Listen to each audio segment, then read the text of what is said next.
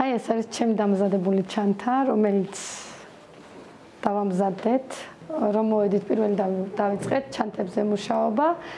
ამ ჩანთისთვის დამჭირდა 2 გაკვეთილი, რომ დამემზადებინა. სამი შვილის დედამ მარიკა ბილვანიძემ ბავშვობის ოცნება აისრულა და ჭრაკერვის 3-თვიანი კურსი გაიარა. ის ბოლნისში, სოფელ დისველიდან დადიოდა.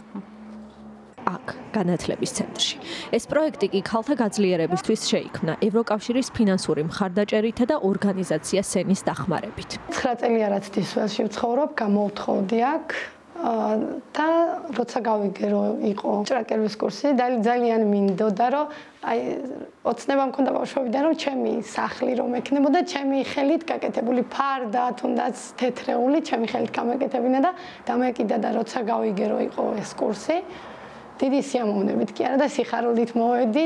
ძალიან კარგი თბილი გარემო დაგხვდა პირველ რიგში, ძალიან თბილი მასწავლებელი. მანქანასთან შეხებული არც კი ვიყავი. ბავშვობაში ხოლმე ჩემს თოჯინას ხელით ვუკეთებდი რაღაცებს. ნარგული კახაძე ქართული ენის მასწავლებელიც ამ პროექტის კურსდამთავრებულია. ისიც ამბობს, რომ პროექტმა ბავშვობის ოცნების ასრულების შესაძლებლობა მისცა. ამ ყველაფერმა ის შეცვალა, რომ ვფიქრობ, მაქინა უნდა ვიყიდო აუცილებლად და აი ჩემი ხელით შექმნილი თეთრეული იქნება თუ რა ფარდა იქნება და რაღაცა მე თვითონ ოჯახისთვის გავაკეთო და თუ მეზობლებსაც დაჭირდებათ, რა თქმა უნდა, მოვემსახურებით. და ქალაქში წასვლა აღარ დაგჭირდება უბრალოდ რომ ფარდა გავკეროთ და მოვიტანოთ სოფელში და დავკითოთ.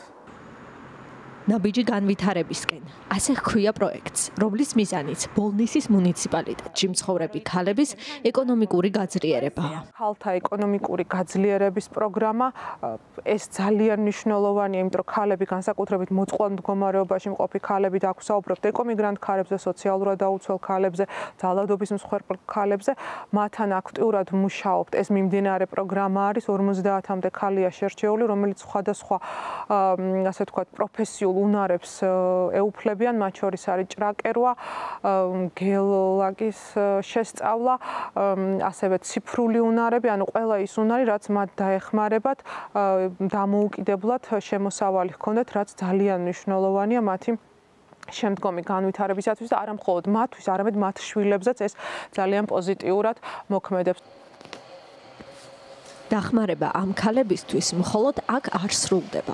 მომავალში ბოლნისში სოციალური საწარმო დაფუძნდება, სადაც ჭრაკერვის კურსდამთავრებულები დასაქმდებიან. ამ სამომავლო გეგმების შესასრულებლად კი დისველელ ქალებს სახელმწიფოს მხარდაჭერაც სჭირდებათ. სჭირდებათ მუნიციპალური ტრანსპორტი, რომელიც სოფელში საერთოდ არ დადის და რომელიც დისველელებს, თუნდაც ბოლნისამდე ჩაიყვანს.